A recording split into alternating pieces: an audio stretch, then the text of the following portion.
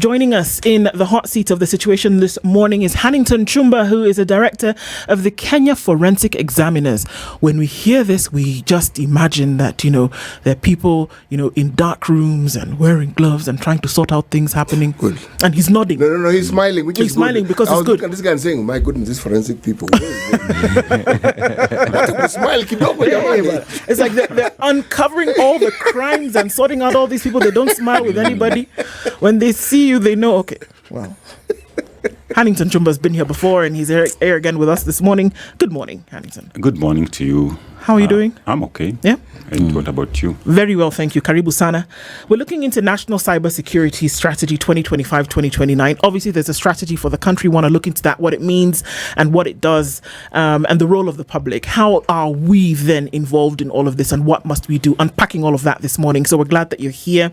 And as you're here this morning, CT, as you know, he's been around the continent again. He's landed in another country this week. He'll tell you what the proverb is for today. And as you do analyze, would you analyze that for us and give us your interpretation of that proverb and what it means to you? Yes? We are in the Republic of Zimbabwe, okay? Previously known as Rhodesia, now known as Zimbabwe. That hasn't changed yet. We thank the flowers once we have eaten the fruit. We thank the flowers. Once we have eaten the fruit. Right. We thank the flowers once we've eaten the fruits. Yes. I think it talks much more onto, don't peg your hopes onto something that has not really matured. I had one of the panelists saying that we should not glorify and say that there's light at the end of the tunnel. It could be an SGR that you are meeting head on.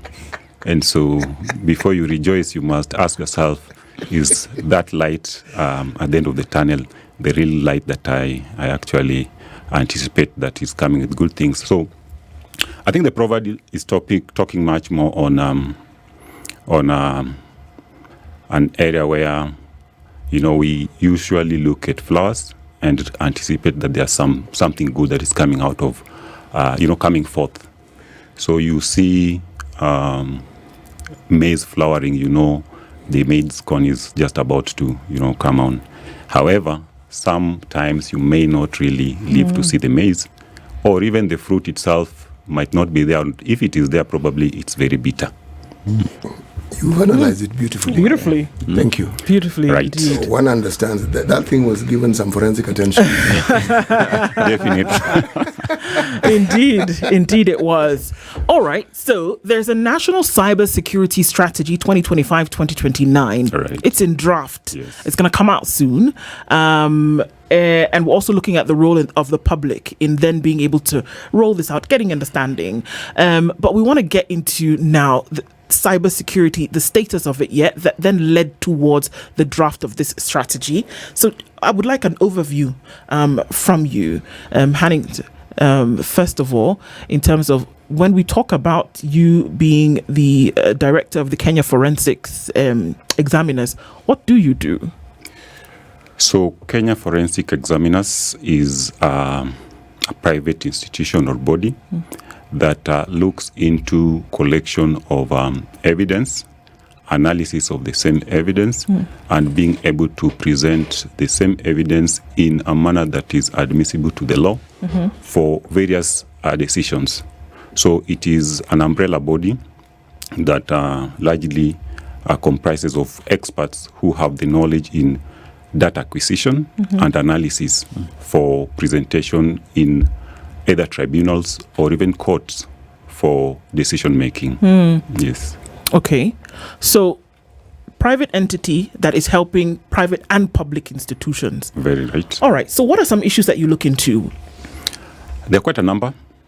Issues that range into the ICT space, issues that relate to documents, issues that relate to firearms, and many more other issues that probably have the ability to contain what we call the digital evidence. This is evidence that has been infiltrated into the digital space or digital gadgets, say the mobile phones.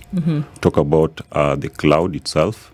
We have now e-mobility coming in, and we have a lot of data that is being disseminated from one system to another. Now, that ability to acquire it forensically and being able to analyze it again forensically for easy decision making is part of what we do. Okay. Now, opening all of this up, is there something that everybody, for example, what the law says, more or less, people know what you can or cannot do. When it comes to the cyberspace, is it clear in terms of what people can or cannot do? Are the lines very clear in terms of where you can go, what you can do, what you can manipulate, or what you can't manipulate? Is it clear? I would say that's part of why we are trying to ask members of public to come out and submit their views into this cyber strategy 2025-2029, because that is not clear enough. And much as we have the law, we have the framework, we have the policies, both at the national and sector levels, still this thing is not very clear. And so once in a while you have challenges trying to navigate those criminal justice process, because the manner in which the evidence was acquired, the manner in which it was analyzed is not authentic. Or even if it's authentic, the report that then comes out of it is not for everyone's consumption. Most of the time, it is left for the experts. But you see, largely, the people who consume digital information are everybody everywhere. And so part of what this Clarion call is for today is to ensure that we go through that strategic document and understand it, dissect it, analyze it, and be informed on what the expectation is, because this is what will definitely guide our digital future for the next 5 years. All right, so let's talk about cybersecurity from the aspect that it is an evolving area pretty much that is new. You'd say other democracies, other regions have well understood how to go about it. In Kenya, we are coming with our strategy at the moment, and all this is to try and bolster our response in matters to do with the evolving threat. But even as we get to that, you find that most cases that go to court and someone comes with an evidence, it would be admissible because of how it was collected, how it was processed, and even how it was filed. So in terms of just bolstering the collection of evidence, or someone knowing what to do, what not to do, even when gathering such, or protecting yourself, where would you place the country? A lot has happened. I can't pretty say that we are in a bad place. We have come a long way. We're coming from a time when we were not able to actually even tell where the critical evidence lies within an infrastructure. So as we speak today, we have information technology, and we have leveraged on many platforms to enable us enhance that capacity in terms of digital and analysis. There before, I would say there was a little bit of confusion, and we will have even different government bodies overlapping in their roles in terms of evidence collection and even presentation and prosecution. And this one had a greater impact, particularly in courts. You could find that a lot of cases delayed so much because there was no capacity of understanding the critical evidence, one that would be much more sufficient in prosecution. So there was largely lack of understanding on where the critical evidence lies. However, today we are a little bit much more enhanced, and we see our courts have upgraded their capacity in terms of knowing what would be required in a particular kind of case to sustain probably conviction or even dismissal of a case.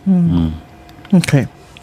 Now, do you find that even as you engage with a lot of these issues, that members of the public, individuals who could just be on their mobile phone, the gadget that you talk about, are aware of what the lines are aware of what the rules are, and are following within those rules and boundaries? So that's where the challenge is. And we would say that the digital economy, or rather the digital platform, is evolving so fast. It's evolving at a higher speed, more than the public can uptake and understand what is clearly happening. Our case, in example, today we're talking about the 5G. And very many members of public are not aware of what 5G would be and the difference between 5G and 4G, for example. However, when you look at the potentials that the 5G comes with, it's quite enormous. But the uptake of that is done in a way that is not well articulated in members of public's mind. And so a lot of us are engaging or just interacting with the environment without publicly knowing the importance or the potentials that they have within such kind of environments. And so, largely I would say there's still room for more sensitization on the public side. There's still more that the government also ought to do in terms of upgrading or upscaling both individual and private and public entities on how to understand what the cyber security space is, how to regulate it, and even looking forward into the emerging technologies and how they would probably pose as a risk, and even the beneficial part of it to the digital economy. Okay. So you've just mentioned about 5G, and if you look at the debates in other parts of the world with regard to 5G, take for example the debate equipment between China, US, geopolitics with regard to 5G, and these squarely lies in matters to do with security in terms of securing a nation, and also being able to control the infrastructure that we have. So as we talk about the infrastructure 5G coming into the country and the security that needs to be in place, and also just being prepared in handling what is coming, one would assume the government must be in the forefront in doing that. But that aside, the public as well will be consuming this 5G. So in terms of the public understanding what is coming, the contracts they will be entering with the service providers in the future, is that part of what is in the policy? Right. Aseto, you are right in asking that question. And when you interact with the document, I would say most of us haven't. I was just doing my own polls, and I understood that 1 in every 10 people, only one has interacted with the strategy and what it entails, what is inside the strategy itself. And so coming back to that question, there's a lot of enhancement on how we are going to relate, or rather how public and private entities should relate in terms of the PPPs and the contracts that they are in. I think we've said a number of times that the devil is in the details. So there are a number of contracts that multinationals are now looking forward into, bringing their services into the country. And yes, when you look at Huawei, the IBMs, the Ciscos, and the rest, those are big multinationals. This conversation actually has, for a long time, been left for the big techs and the big companies that have the leverage of probably airing their views out there. But then we want to look at it in a way that let the conversation be to all of us. Let all of us be able to look at the document and submit their views, because it's more about you and me, whether you are in business, you are in education, you are in healthcare, or you are simply owning a mobile phone or a smartphone. All this has the benefit of showing how we are going to interact, how we are going to create new jobs, how we are going to leverage on consumption of e-services that the government is currently rolling out. So those are nitty-gritties, like the contracts. In most cases, they are opaque. No one is able to, get deep down into it and probably understand the content of a contract. But we are saying it's essential. So part of what the new strategy is talking about, actually, we are talking about what we call the critical information infrastructure, in addition to the other 6 pillars of strategy 2022-2027. That particular pillar that is added onto the new strategy 2025-2029 tries to make it much more easier to access such kind of information like the contracts. If we have a contract between a multinational, say we have a contract between Huawei and the registrar of persons, we need to understand what are these contracts talking about. Is there any component of that contract that may compromise our safety? For example, I think it's in the public domain that Huawei was accused of sniffing into espionage. Yes. And so if it has a contract probably with the register of persons, that is the institution that has the capability or has our digital information, whether in soft or in physical, they are all converged at the same point. If they would sniff, I think you can just imagine the magnitude, the impact that would have on the economy of our nation or even to you as an individual. So the conversation has actually broadened enough, and the strategy has actually given us the ability now to submit our views, look at the contracts, suggest how they should be formulated in a way that doesn't compromise the security of the nation. Actually, when you look at the strategy itself, it's talking more about safety of Kenyans online. And that is according to, that's a given right according to the Constitution, Chapter 4, Section 29. Yes. Okay. Because also when we talk about cybersecurity, we talk about cybercrime. Let's open this up a little bit, and to stay away, to maybe get away from the theoretical a little bit, and say that what are things that folks are involved in that are crimes that we're seeing happening today, that are actual crimes that we should actually watch out for? And that's quite a number. And what would probably bring out is that we have espionage, as we've talked about. And espionage may be a crime, but the public, who are our focal point for today, may not be aware that they're engaging in a crime. So you walk into an institution or a public entity. When you leave, of course, there will be some information that would either come through an app or would pop up asking you to give it, some kind of information. Yeah, I think once in a while you've been into a hotel. Once you leave, there's some questions that then pop up in your phone and asks you, how is the standard media? Do they have this and that? How would you rate them? That kind of information, we are not sure who is the consumer.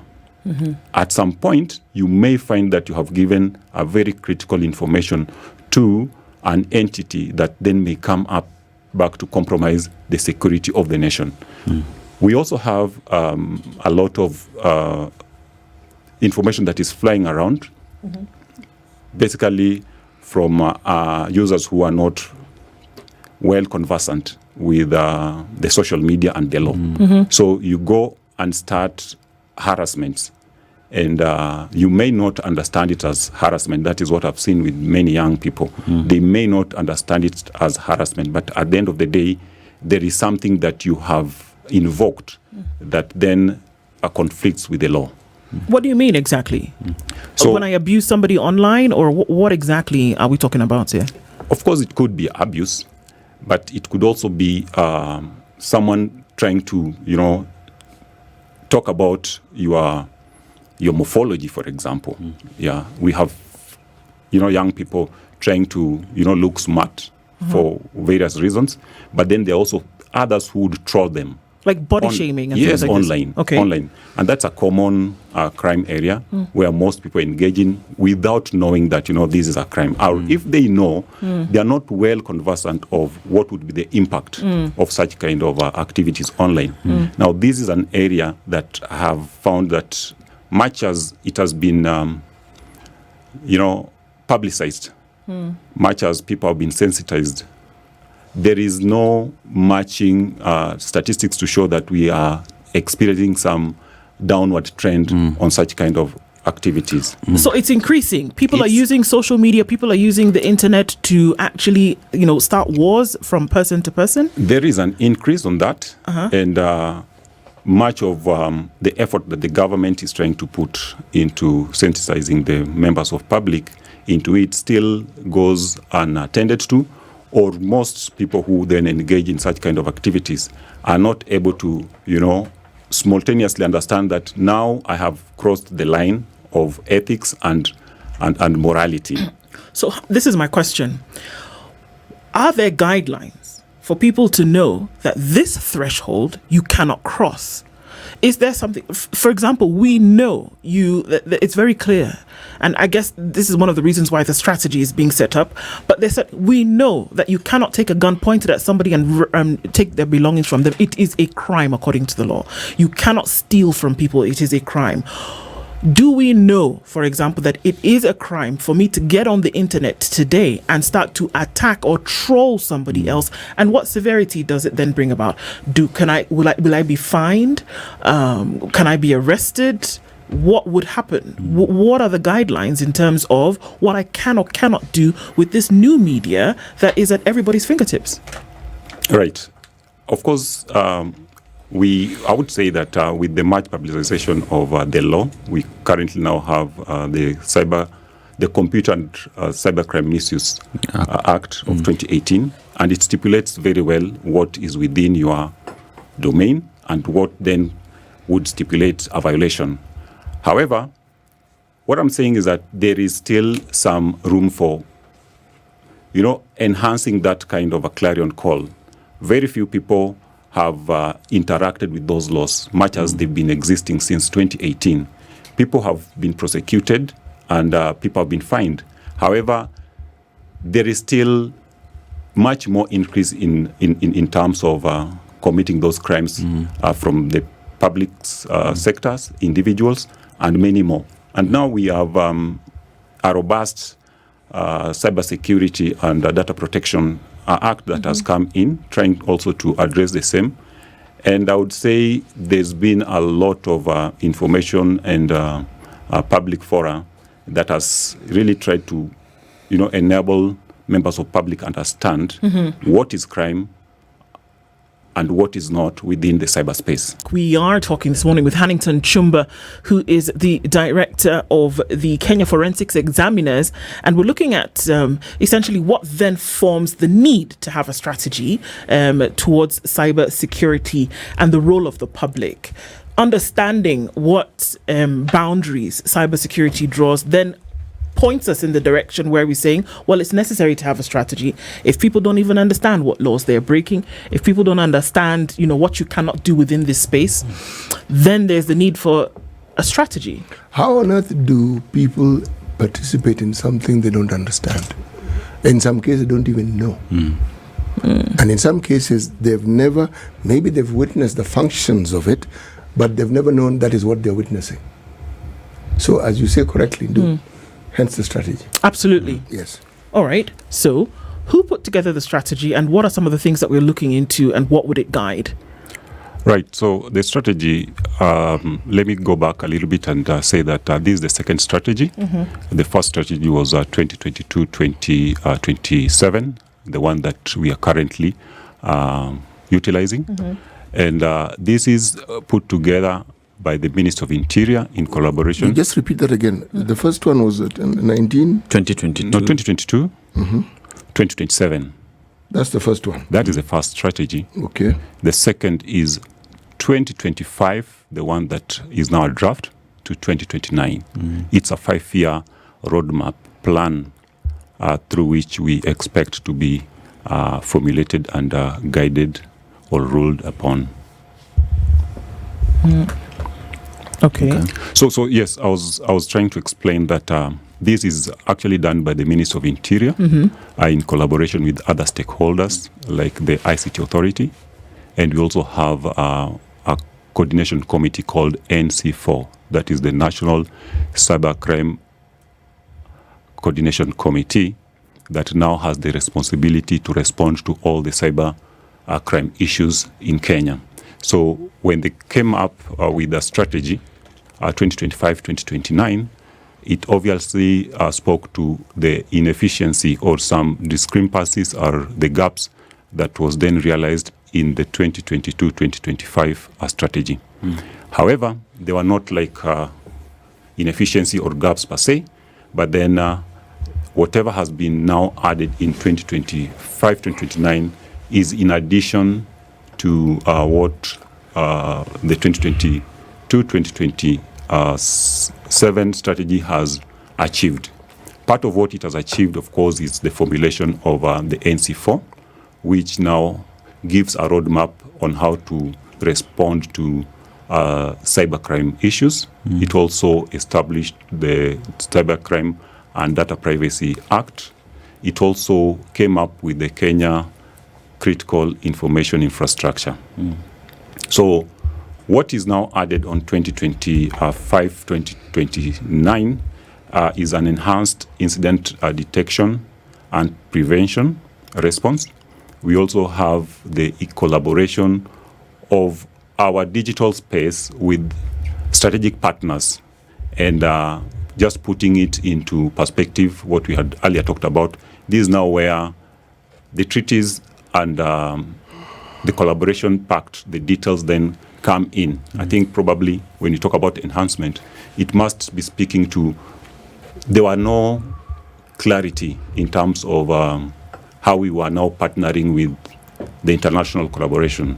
And we now have to enhance it and probably make it much more visible. So when you talk about collaboration with international partners, I guess in point, you look at the big tech companies in the country and the data that they take, and which ends up informing advertisement decisions in the country moving forward. And that has been a big case outside the country.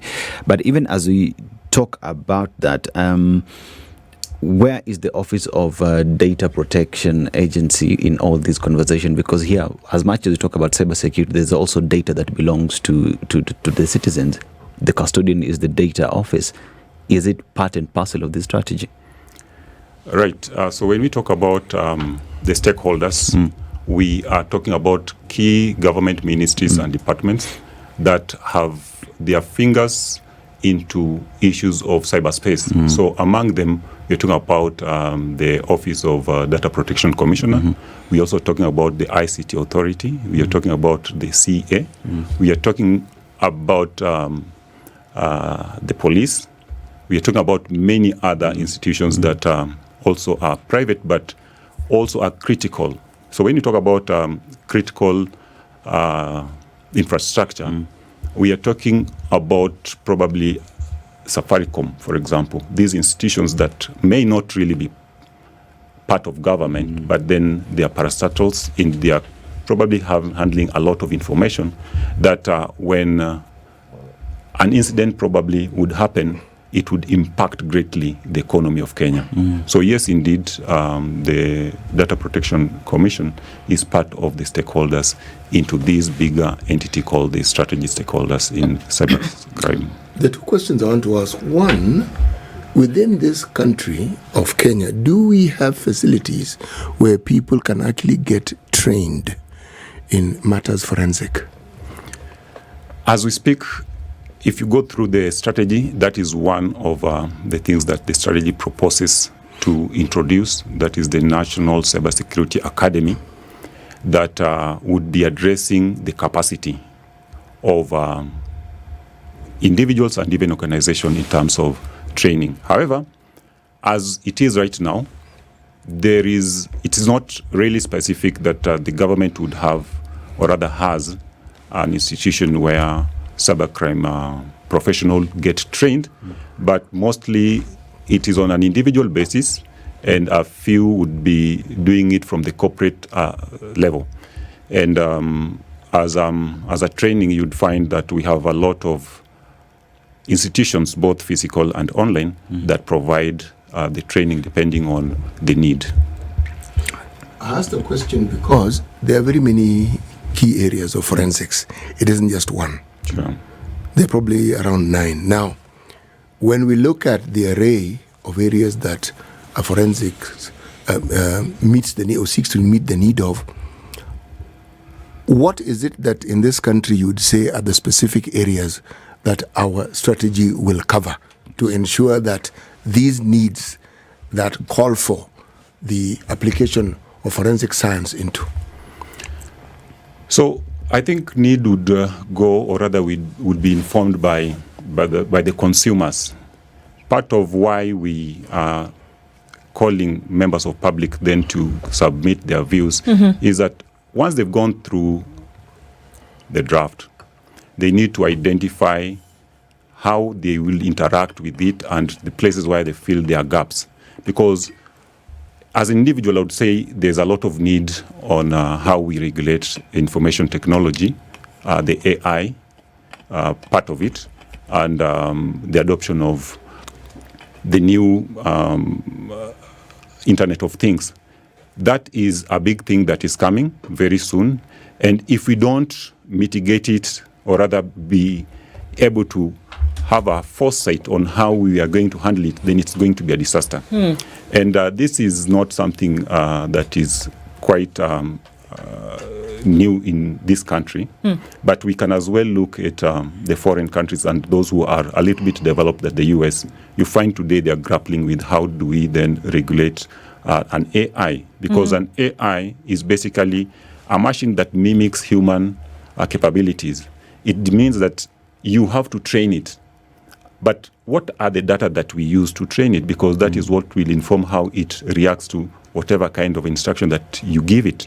Give us some practical examples in terms of what you're speaking of. So, I mean, we've seen it happen here that we can use technology to say certain things or do certain things. The most recent in the country being whereby, people have been castigated for using social media to depict certain things, putting somebody in a coffin, putting somebody in a position where they weren't before. Exactly. Right? These are some of the things that we'll be speaking about. How do you regulate such a thing? So, regulation of social media or technologies that come with social media is an ongoing conversation. It is not here nor there that we can say that we have a one-stop shop or strategy that would address that. Because as we speak today, even you're learning. Yeah, there are things that you don't know, but each and every day you're learning. So if, for example, we put a threshold that this is the much that you can learn and this is the much how this is the much you would probably be able to unlearn what you've learned, it becomes a little bit of a challenge. So regulation of cyber space or technologies is an evolving phenomena. But as we speak today, I would say there are a lot of data that is going into training the artificial intelligence.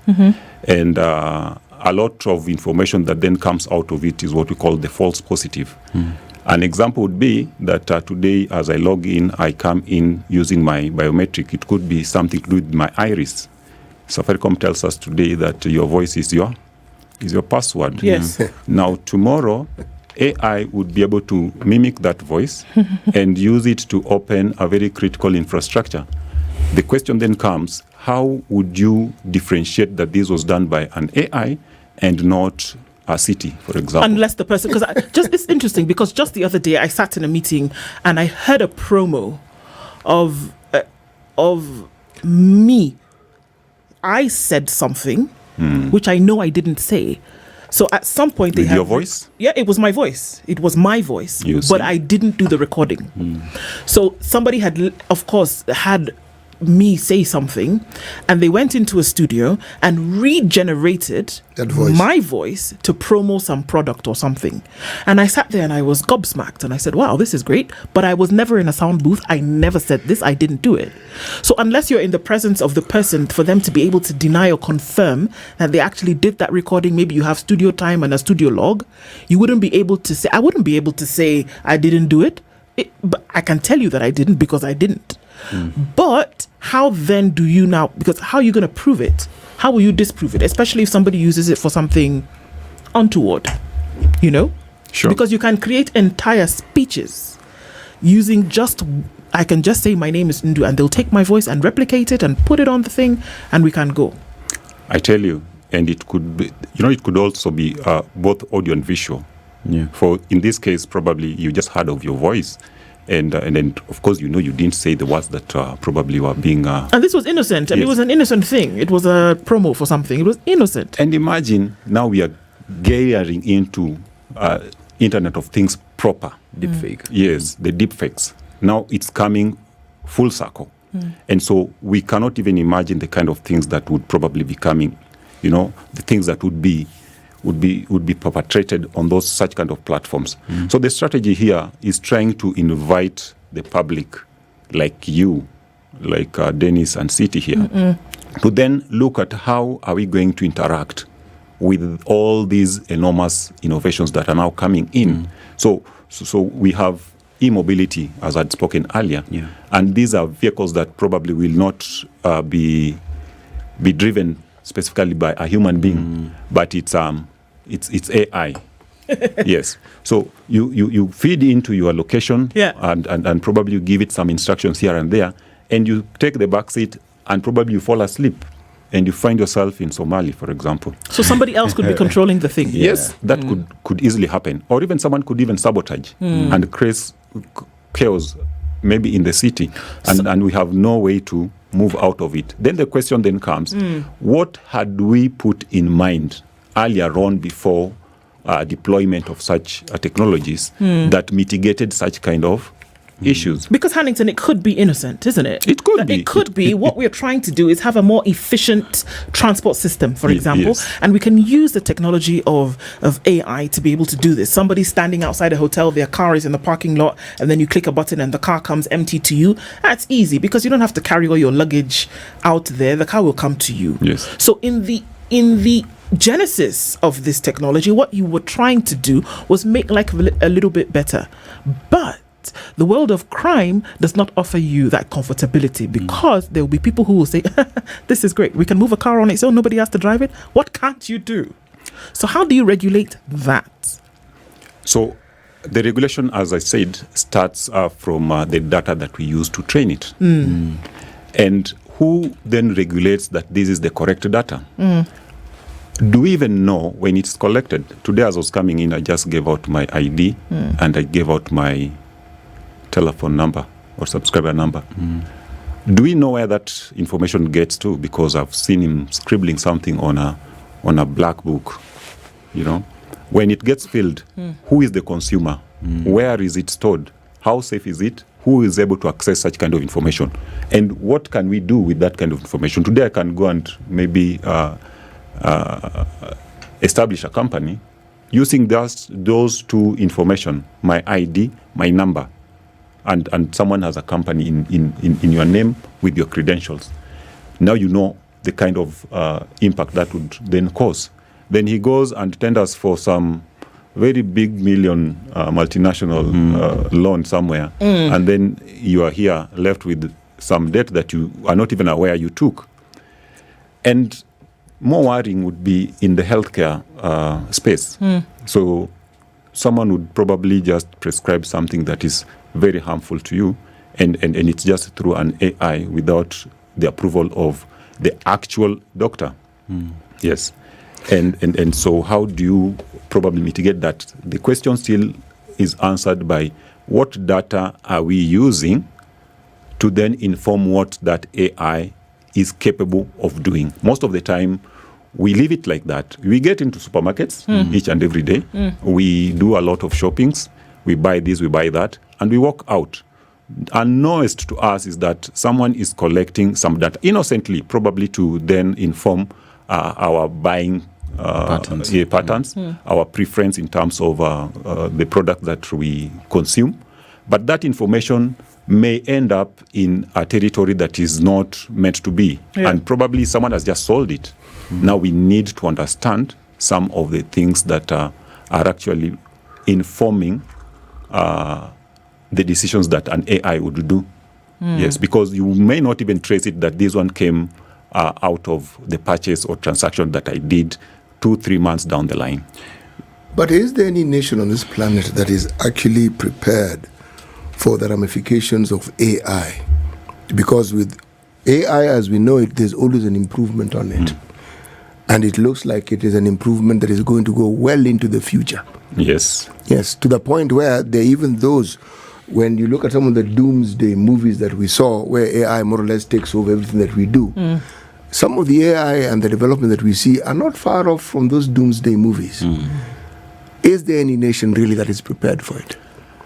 I think, CT, there won't be an answer like, yes, there is a nation that is well prepared, because how do we define well prepared? Do we want to say that, yes, you have put in place a policy that would be able to quickly inform in good time that this is bad and that is good? Or would be well informed, like you have a citizenry that are cyberspace aware or AI ready? That is not something that it's something that keeps on evolving, I would say. Yes. Maybe not solving, but keeping up, because that's why I began by asking, do we have institutions where people can be trained? Because this is an open and free market, and you can even teach yourself using that same gadget and that same AI to teach yourself and train yourself how to use that same AI.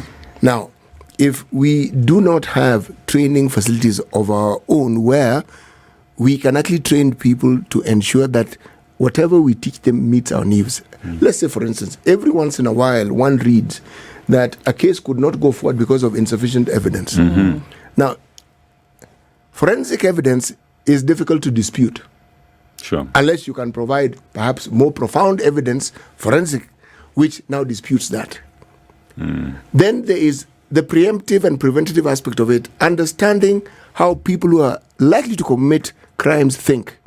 Okay? That is now forensic psychology. So that there are people who are trained in it, and when something happens, they can easily tell you, this one, it's likely to be, and they're usually spot on because that's what they've studied. I've given just 2 examples.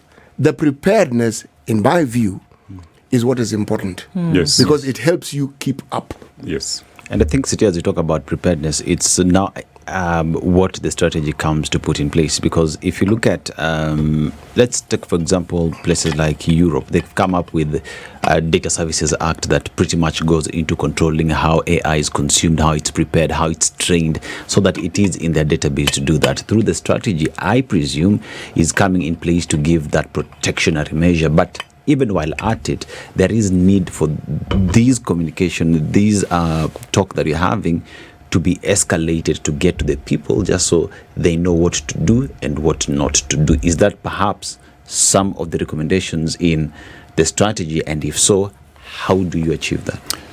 So you're right.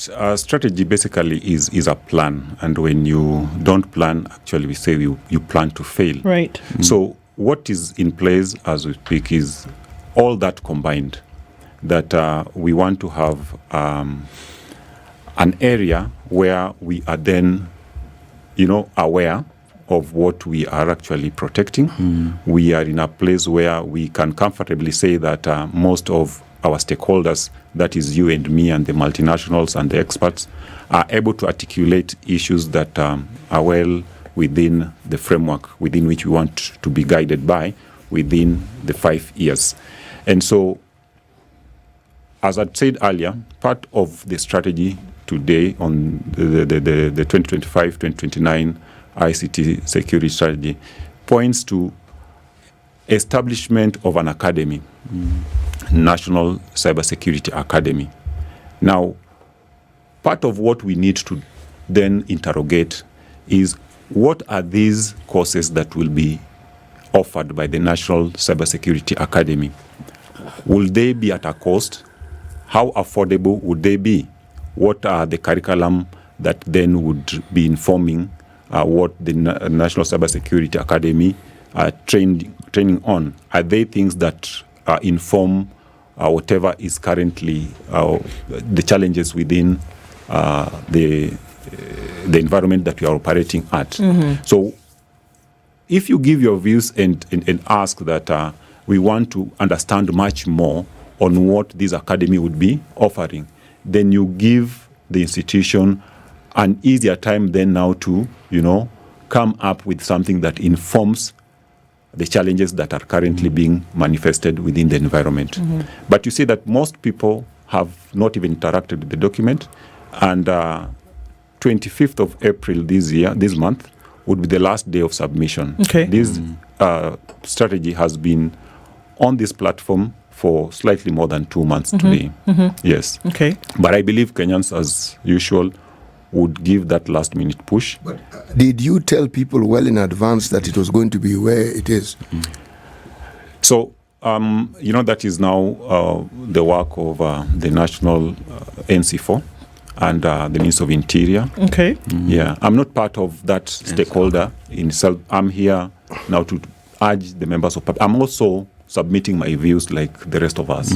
Yes. Actually, you're a member of the club because the knowledge that you have and the expertise that you have puts you squarely there. So information pertaining to your specialized discipline, you would know. That is why I asked you the question. Sure. So I've tried to do it on a personal level. If you get to my X handle, I've tried to urge members of public to submit their views, go through the draft, submit their views, so that they are part of the conversation. They can talk about their ideas. They can talk about the challenges that they face. They would probably be able to interrogate whether the strategy has something to do with people living with disabilities, the women and children. And this is a conversation that would still be ongoing. However, when it comes that we have now submitted our views, then your contribution would have a little bit of challenge reaching the strategy team, so that it is part of what would be formulating the draft. So how do we get on the platform? Where do we find it? It's a website. So the draft itself is on a website called NC4. ANC or NC4? NC4. NC4.go.ke. But the submission is on a different website called strategy@nc4.go.ke.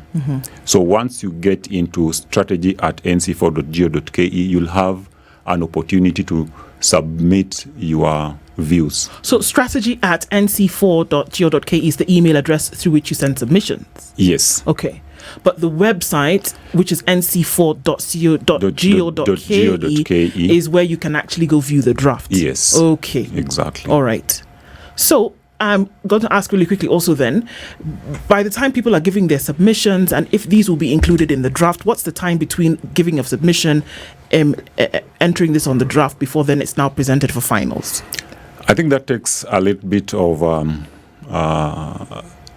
the amount of submission that would be realized at the end of the day, because if we have a lot of it, I think that would take a little bit of time, and vice versa. However, I can probably look into what was the experience in the earlier draft 2022-2027, and I said it was heavily people participated heavily, and it took slightly less than a month. And we saw the draft. Yes. Okay. Well, we want to thank you for being here this morning, because a lot of these things just happen. They happen, and then we find them, and then and you might do something you're not even sure whether it's against the law or within the law. So such stuff like this is extremely important, and we want to thank you for being here this morning. At the very least, to share that with us. It's nc4.go.ke. That's where the draft is, and you can send submissions on what you feel you should be included or what you'd like to get more information about. Strategy@nc4.go.ke. Hannington Chumba is the director of the Kenya Forensic Examiners, has been our guest this hour to close down the show for us this morning. Thank you so much for being here and sharing that information with us. This is the Situation Room, the only way to start your day.